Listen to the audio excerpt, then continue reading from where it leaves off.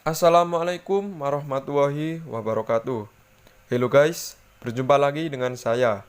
Kali ini saya akan membahas tentang cara kerja sistem internet.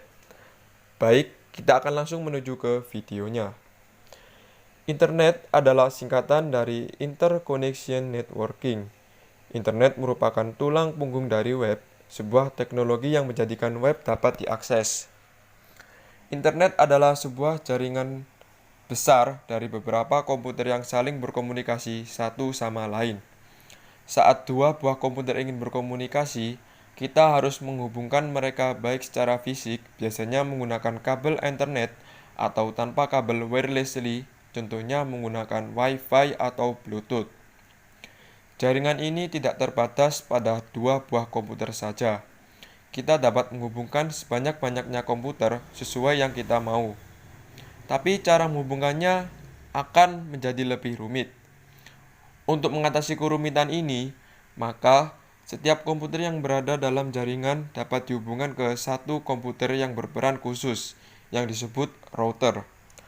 Router ini hanya memiliki satu tugas, yaitu sebagai pemberi sinyal. Untuk memastikan bahwa jika ada komputer yang mengirimkan pesan, maka pesan itu dapat sampai ke komputer yang dituju. Misalnya, untuk mengirimkan pesan ke komputer B, maka komputer A mengirimkan pesan ke router, dan router meneruskannya ke komputer B. Dengan penggunaan router, jaringan hanya membutuhkan 10 kabel. Dengan setiap komputer memiliki satu colokan, dan router membutuhkan 10 colokan. Tentu, kita tidak dapat menggunakan satu router saja. Tapi, kita tahu kalau router juga merupakan sebuah komputer. Oleh karena itu, kita juga dapat menghubungkan router dengan router lainnya, dengan menghubungkan router, lalu ke router. Kita memiliki skema jaringan yang tidak terbatas. Untuk menghubungkan jaringan kita ke jaringan telepon, maka kita menghubungkan satu peralatan khusus yang disebut modem.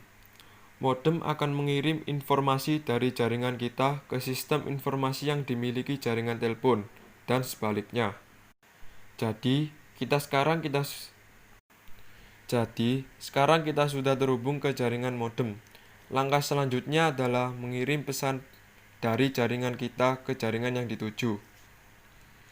Untuk itu, kita harus menghubungkan jaringan kita ke sebuah Internet Service Provider atau ISP.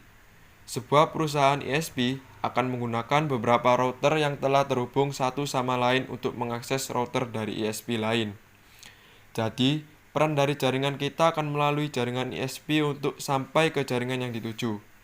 Dan dari keseluruhan skema dan proses ini, jaringan internet terdiri dari sebuah infrastruktur jaringan ini. Jika kita ingin mengirim pesan ke sebuah komputer, maka kita harus tentukan komputer yang ingin dituju.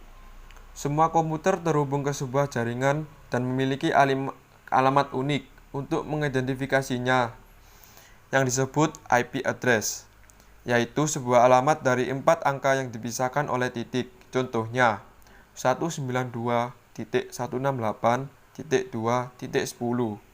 Tapi, alamat tersebut cukup sulit untuk selalu kita ingat. Untuk mempermudahnya, kita akan membuat IP tersebut dari angka menjadi sebuah kata. Contoh, alamat google.com adalah nama dari domain alamat IP 173.194.121.32.